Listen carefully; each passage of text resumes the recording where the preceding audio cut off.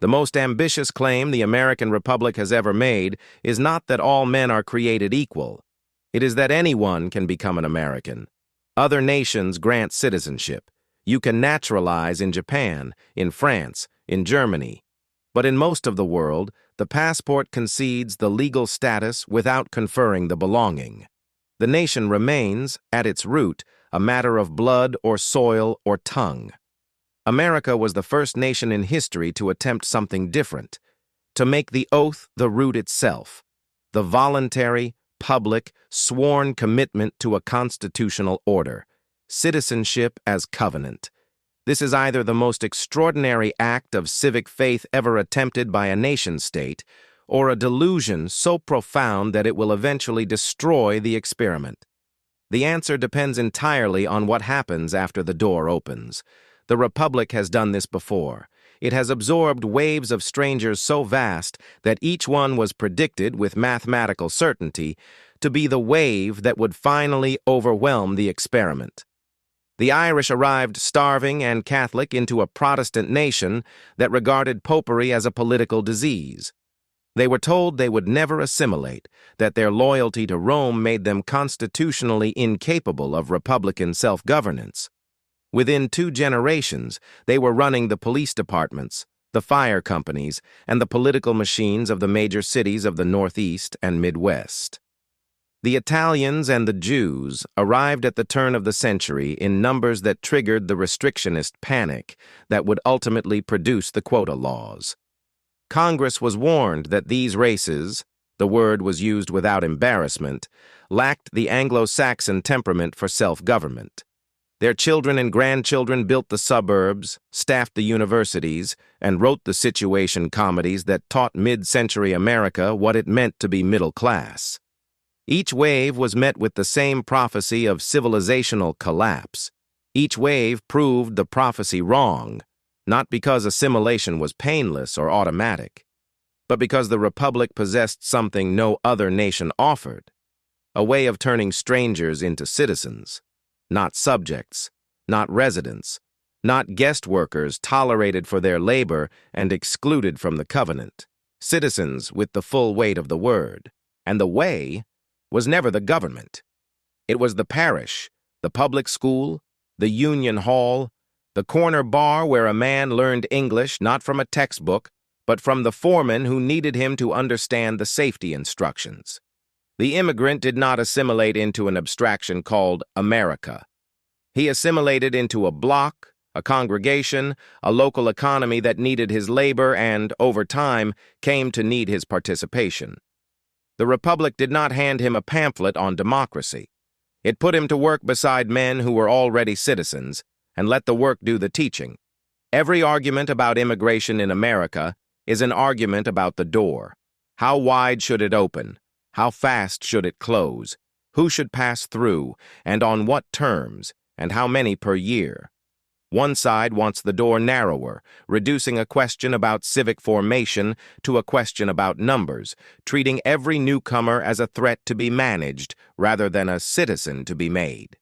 The other side wants the door wider but has grown uncomfortable with the very idea that the Republic should ask anything of those who walk through it, treating assimilation as a euphemism for cultural erasure rather than the process by which the Republic has always reproduced itself. The argument about the door is ferocious, and it is endless, and it is almost entirely beside the point. Because the crisis is not at the threshold. The crisis is that the Republic can no longer articulate what it asks of those who enter. One side cannot say what it wants immigrants to become, only that too many are arriving.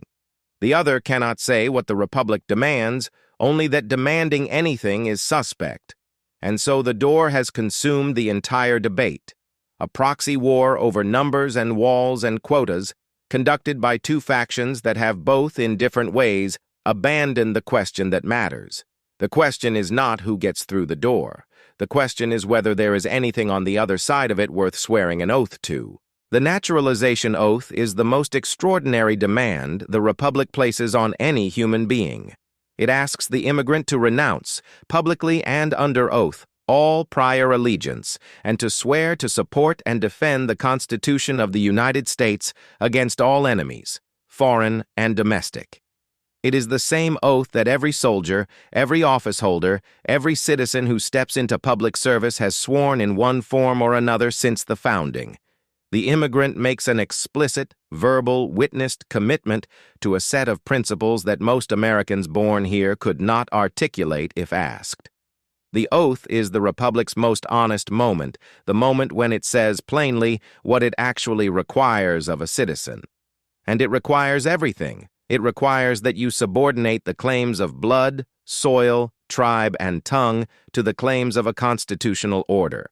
It requires that you accept the obligation of self-governance, not merely the right to vote, but the duty to deliberate, to compromise, to defend the rights of people whose beliefs you find contemptible.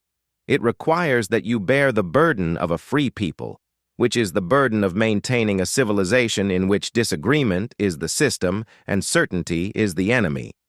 The immigrant who takes this oath and means it joins the same covenant that every soldier and every office holder has already sworn. The immigrant who arrived in 1910 crossed a visible threshold. He stepped off a ship, passed through an inspection hall, and entered a country that had prepared, however imperfectly, to receive him. The foreman taught him the language by necessity. The parish priest translated the old obligations into new ones. The public school insisted his children would be Americans first. The process was often coercive, sometimes cruel, and frequently unjust. But it was a process, a passage from one set of obligations to another, marked by contact with citizens who expected him to become one of them. The immigrant who arrives today crosses no such threshold. The civic infrastructure that once turned strangers into citizens has collapsed for everyone, native-born and newcomer alike. But for the immigrant, the collapse is compounded by something the native-born never faces. The algorithm, which does not sort by geography but by affinity, and which will connect the newcomer to a digital enclave of his countrymen faster than any neighborhood could connect him to the country he has joined. The immigrant can now live in America without ever encountering it. He can work in its economy, sleep under its laws, and never cross the threshold between resident and citizen because no one stands on the other side to receive him, to demand the oath, and to show him what the oath looks like when it is lived. The immigration crisis is a formation crisis wearing a borders mask. A nation that cannot form its own native-born children into citizens cannot form anyone else. And the failure is not the immigrants. It is ours. Fix the border if you will. Reform the system. Debate the numbers. These are questions of policy, and they have answers. But the harder question has no policy answer. What does the Republic owe the stranger who has sworn the oath? It owes him what it owes every citizen, and has lately failed to provide. A country that means what it says. A place where the constitutional order is not a document under glass but a living demand, felt in the jury box, practiced at the town meeting, argued over at the dinner table. The oath asks the immigrant to subordinate every prior loyalty to the Republic. The Republic must then be worth the subordination. If it is not, if the immigrant swears allegiance to an experiment that its own native-born citizens have stopped tending, then the oath is a lie, and the door opens onto nothing. The Republic has always been a door, not an open door. A Republic without judgment about who enters and on what terms is not generous but negligent, not a closed door. A Republic that fears the stranger has already begun to fear itself. A door that opens to those willing to swear the oath, and a country on the other side where the oath is honored daily by citizens who still believe the experiment is worth the cost. The stranger at the door is not the test. What he finds when he walks through it is.